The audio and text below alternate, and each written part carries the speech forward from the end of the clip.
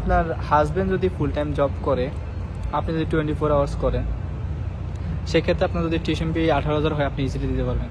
Hello, আসসালামু আলাইকুম guys, আশা করি সবাই আল্লাহর রহমতে ভালো আছেন। আপনারা অনেকে আমাকে প্রশ্ন করছেন যে স্পাউস ভিসাতে আসতে কত টাকা লাগে, আর স্পাউস ভিসাতে কি ভিসা রেশিও কেমন, কি ভিসা রেশিও কি ভালো না খারাপ, অনেকে আমাকে প্রশ্ন করছেন। তো আজকে ভিডিওতে আমি ক্লিয়ার করে দেবো যে অস্ট্রেলিয়াতে স্পাউস ভিসাতে আসা কি আপনাদের জন্য লাভ নাকি লস, আর রেশিও কেমন সেটাও বলবো, আর কত টাকা খরচ হবে সেটা আমি বিস্তারিত আলোচনা করবো আজকের ভিডিওতে। তো গাইস, আমার মাত্র শিফট শেষ হয়েছে, এখন বাসা যাবো। তো চিন্তা করলাম একটা ভিডিও বানাই ফেলি, যেহেতু কালকে পেজে অনেক মেসেজ পাইছিলাম স্পাউস ভিসা সম্পর্কে মাস্টার্সে। তো আজকের ভিডিওতে আমি ক্লিয়ার করে দেবো যে অস্ট্রেলিয়াতে স্পাউস ভিসাতে আসলে আপনি কি টিউশন ফি ম্যানেজ করতে পারবেন কিনা, বা আপনার সেভিংস হবে কিনা। সেই ক্ষেত্রে আর এটা আলোচনা করব যে আপনার ভবিষ্যতে পিএর পাওয়ার পসিবিলিটি কেমন, ঠিক আছে। তো আমরা মেইন পয়েন্টে চলে যাচ্ছি, আমরা ভিডিওটা লং করবো না, সংক্ষিপ্ত শেষ করে দিব। তো দেখেন, মাস্টার্সে কিন্তু অনেক স্টুডেন্ট আসে, ব্যাচেলরও আসে, কিন্তু স্পাউস বিষয়তে তেমন একটা স্টুডেন্ট আসে না, খুব কমই আসে। ব্যাচেলরে তো আসেই না, ব্যাচেলরে আমি খুব কম দেখছি যে স্পাউস বিষয়তে আসে। যা দুই একটা আসে সেটা মাস্টার্সে স্পাউস বিষয়তে আসে। এখন আমি যে জিনিসটা বলবো আপনাদেরকে, যদি আপনার এরকম সুযোগ সুবিধা থাকে যে স্পাউসে মাস্টার্সে আসার, তাহলে আপনি অবশ্যই স্পাউসে আসার চেষ্টা করবেন। কেন বলতেছি এই কথা, কারণ আপনি যদি স্পাউসে মাস্টার্সে আসেন, সেই ক্ষেত্রে আপনার টিউশন ফি নিয়ে কোনো প্যারা খাওয়া লাগবে না, প্রথম কথা এটা। সেকেন্ড কথা হচ্ছে, আপনি টিউশন ফি যদি কম হয়ে থাকে আপনার ইউনিভার্সিটির, সেক্ষেত্রে আপনি টিউশন ফি দিয়ে আপনি ভালো একটা টাকা সেভ করতে পারবেন, আপনার সেভিংস থাকবে। যদি আপনি ওইরকম জব পান, প্লাস আপনার যদি ইউনিভার্সিটি টিউশন ফি যদি ওইরকম বেশি না হয়ে থাকে, 15-র মধ্যে হয়ে থাকলে ইজিলি দিতে পারবেন। যদি আপ টু 15K হয়, তাহলে আপনার সেভিংস থাকবে না। তো আমি আপনাদেরকে হিসাব দিব, বুঝিয়ে বলবো যে আপনারা কেন স্পাউস বিষয়তে আসবেন, আর আপনার সেভিংস থাকবে কি থাকবে না, অথবা আপনার টিউশন ম্যানেজ করতে পারবেন কি পারবেন না, আমি ক্লিয়ার করে দিচ্ছি। তো ধরেন আপনি স্পাউস বিষয়তে আসলেন মাস্টার্স প্রোগ্রামে, আপনি যদি ফেব্রুয়ারি ইনটেকে আসেন, অথবা আপনি যদি জুলাই ইনটেকে আসেন, সেক্ষেত্রে আপনার জন্য বেনিফিট কি আমি বলি। প্রথম কথা হচ্ছে যে আপনি এক সেমিস্টার টিউশন তো মাস্ট দিয়ে দেবেন, তাই না। তো আপনার যদি 2টা বছরই তো মাস্টার্সের থাকে আপনার, তো আপনি যদি এক সেমিস্টার টিউশন ফি দিয়ে থাকেন, যদি আপনি ফেব্রুয়ারি ইনটেকে আসেন অথবা আপনি জুলাই ইনটেকে আসেন, আপনার আরেক সেমিস্টারের টিউশন ফি, ধর আপনি আসতেছেন, আপনার হাজব্যান্ড আসতেছে, অথবা আপনার ওয়াইফ আসতেছে স্পাউস হিসেবে। তো যখন যে আসুক না কেন, আপনার যদি ধরেন আপনার হাজব্যান্ড আসে, তো আপনার হাজব্যান্ডে তো ফুল টাইম জব করতে পারবে। এখন আপনার হাজব্যান্ডে যদি ফুল টাইম জব করতে পারে, আপনি যদি জব করেন 24 আওয়ার্স, তো ধরেন আপনি 24 আওয়ার্স একটা জব করলেন, আপনার মান্থলি ইনকাম আমি ধরলাম 2500 তুললাম, হ্যাঁ 2500 ধরছি আপনার। আর আপনার হাজব্যান্ড যদি ফুল টাইম জব করে, সে মিনিমাম আমি মনে করি মানে $4,000 কামাতে পারবে, যদি টিএফএন জব করে ফুল টাইম। সো তার স্যালারি অবশ্যই, যেহেতু তার এজ তো আর কম না, 25 তো হবে না। এখন দেখেন এক একজনের বয়স একরকম, তো আমি আমার আইডিয়া থেকে বলতেছি, কারণ এক একজন এক ধরনের ইনকাম করে, স্বাভাবিক। আপনার হাজব্যান্ডের বয়স যদি আপনার 25 হয়ে থাকে, সেক্ষেত্রে পেমেন্ট একটু বাড়বে, এর বেশি হলে আর একটু বাড়বে। তো ধরেন আমি $4,000 ধরলাম, হয়তো ওনাকে 27 দিতে পারে বা 25 দিতে পারে পার আওয়ার। এখন ফুল টাইম করলে একটু বেশি দেয়, সো ওনার $4,000 ধরলাম, আপনার ধরলাম $2,500, তো $6,500। তো আপনাদের দুজনের থাকা খাওয়া সব মিলে আমি $3,000 ধরলাম, ঠিক আছে। তো আর আপনার থেকে কত, আপনার থেকে হচ্ছে $6,500 না, এখানে আপনাদের থেকে $3,500 আপনাদের থাকে, মানে আরও $3,500 আপনাদের থাকে। এখন আপনার টিউশন ফি যদি হয়ে থাকে ধরেন $15,000, বা আপনি যদি $17,000 হয়ে থাকে, আপনি যদি মাসে মানে $3,000 করে জমান, 6 মাসে কত $18,000, সেক্ষেত্রে আপনার টিউশন ফি হয়ে যায়, টিউশন ফি মানে আপনার ইজিলি হয়ে যায়, হয়তো আপনার $500 সেভ হতে পারে হয়।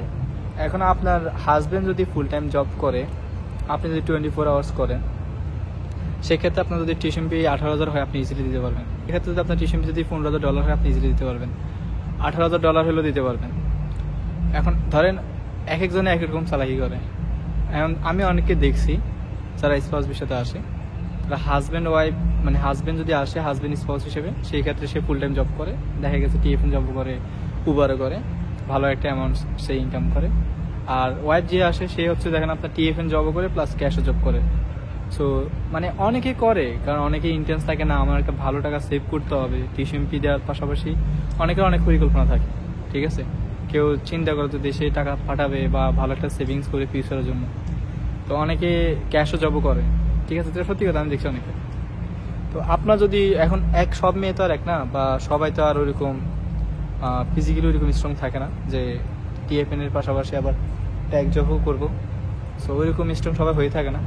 তো দেখা গেছে কি অনেকে একটা টিএফএন জব করে আর ক্যাচ জব করার মতো ওইরকম অ্যাবিলিটি থাকে না, মানে শরীর কুলায় না আর কি, মানে শরীর কুলায় না যেটা বলে। তো এখন ধরেন আপনি যদি ফেব্রুয়ারি দিকে আসেন অথবা জুলাই দিকে আসেন, আপনি কিন্তু সামার ভ্যাকেশন পাবেন। সামার ভ্যাকেশন পেলে যিনি মানে আপনি সামার ভ্যাকেশন পাবেন। সো আপনি 24 আওয়ার্স পাওয়ার পরে আপনি যখন সামার ভ্যাকেশন পাবেন 3 মাসে, তখন আপনি নিজে আপনার টিউশন ম্যানেজ করতে পারবেন। যদি মানে আমি বলতেছি যদি একজন হাজব্যান্ড ওয়াইফ আসে, সেক্ষেত্রে ওয়াইফ যদি সামার ভ্যাকেশনে কাজ করে ফুল টাইম, সে নিজে 24 আওয়ার্স না, সে নিজে আপনার ফুল টাইম জব করে সামার ভ্যাকেশনে, প্লাস সে তো এখানে আনলিমিটেড জব করবে, সেক্ষেত্রে সে এখানে আপনার টিউশন ম্যানেজ করতে পারবে। এখন হাজব্যান্ডও যদি ফুল টাইম জব করে, তাহলে দুইজনের কিন্তু ধরেন আপনি ফেব্রুয়ারি বা আপনি হচ্ছে জুলাই দিকে আসলেন, আপনি ভ্যাকেশন পাইলেন, কিন্তু আপনার হাজব্যান্ডের তো সমস্যা নেই, কারণ সে তো ফুল টাইম জব করতেছে, কিন্তু আপনি তো সামার ভ্যাকেশনে ফুল টাইম জব করার পারমিট পাবেন, কারণ তখন তো আপনার প্যারা নাই, তখন আপনি নিজে আপনার আইসিএমসি টিউশন ম্যানেজ করতে পারবেন। কিন্তু আপনার হাজব্যান্ড যে টাকাটা ইনকাম করবে সেটা হচ্ছে আপনার সেটা আপনি সেভিং করে রাখবেন। সো স্পাউস বিষয়তে আসলে এই জন্য আপনার লাভ। এখন স্পাউস বিষয়তে অনেকে দেখছি কি আমি ভিক্টোরিয়া ইউনিভার্সিটি চলে যাই, অথবা চার্লস স্টেট ইউনিভার্সিটি চলে যায়, বা মার্ডক ইউনিভার্সিটি চলে যায়, বা মানে যেগুলো টিউশন একটু কম লেভেল 2 ইউনিভার্সিটির মধ্যে, ওরা চাচ্ছে যে একটা যে কোনো লেভেল 2 ইউনিভার্সিটির মধ্যে লাটভ ইউনিভার্সিটি চলে যায়, যাচ্ছে যে তারা চাচ্ছে যে কোনোরকম তারা চাচ্ছে যে লেভেল 2 ইউনিভার্সিটি থেকে, মানে যে কোনো একটা ইউনিভার্সিটি থেকে ভালো একটা ডিগ্রি অর্জন করে ওদের গ্র্যাজুয়েশন কমপ্লিট করার জন্য। তো এক একজনের পরিকল্পনা একরকম হয়ে থাকে। তো আপনারা অনেকে প্রশ্ন করতেন যে ভাই স্পাউসের সাথে যারা যায় তারা দেখি 2 দিন পরে গাড়ি কিনে ফেলে, ওইটা করে সেটা করে। হ্যাঁ পসিবল, কারণ আপনি মাস্টার্সে স্পাউসের সাথে আসলে আপনার এরকম ইনকাম হয়, কারণ দুজনেই জব করে, তো এই কারণে পসিবল। এখন আপনারা যারা নেক্সট ইন্ডিকে আসবেন মাস্টার্সে, তো আমার সাজেশন থাকবে যদি আপনার ওয়াইফ বা হাজব্যান্ড থাকে, অবশ্যই যদি আপনার ওইরকম পরিকল্পনা থাকে অবশ্যই নিয়ে আসবেন স্পাউসের সাথে, আনলে আপনার লাভ। কারণ এক্ষেত্রে হচ্ছে কি আপনারা দুইজনই জব করতেছেন, যার কারণে আপনি রুলস ব্রেক করতেছেন না, আপনি 24 আওয়ার্স মেনটেন করতেছেন, যার কারণে এটা একটা বড় ফ্যাক্ট ফিয়ারের ক্ষেত্রে। আমরা অনেকে চিন্তা করি যে না,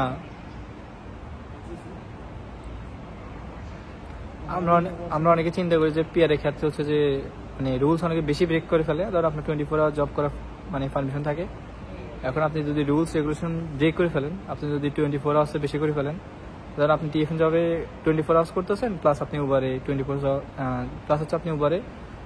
আওয়ার্স করতেছেন, কিন্তু সেক্ষেত্রে হচ্ছে আপনার যখন পিয়ার জন্য অ্যাপ্লাই করুন তখন আপনি কট খাবেন। বাস্তব কথা, এখন অনেকে মনে করে যে এখন ধরতেছে না ঠিকই, বাট আপনি যখন পিয়ার জন্য অ্যাপ্লাই করবেন তখন আপনি ধরা খাবেন। তো সেক্ষেত্রে হচ্ছে আপনি যখন আপনার হাজব্যান্ডকে নিয়ে আসবেন বা আপনার ওয়াইফকে নিয়ে আসবেন, সেক্ষেত্রে আপনার তো রুলস রেগুলেশন আপনি মেনটেন করতেছেন, যেহেতু আপনার কাজের যে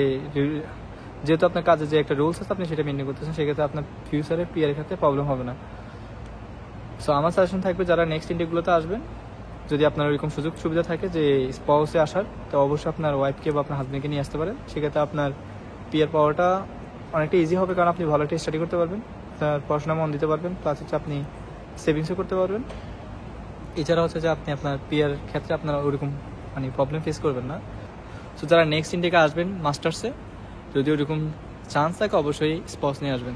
তো আর অবশ্যই আপনারা কমেন্ট করবেন যে কী ধরনের ভিডিও চান, অবশ্যই কমেন্ট করে জানাবেন, বা তোমার পেজে ফলো দিয়ে মেসেজ দিয়ে জানাবেন।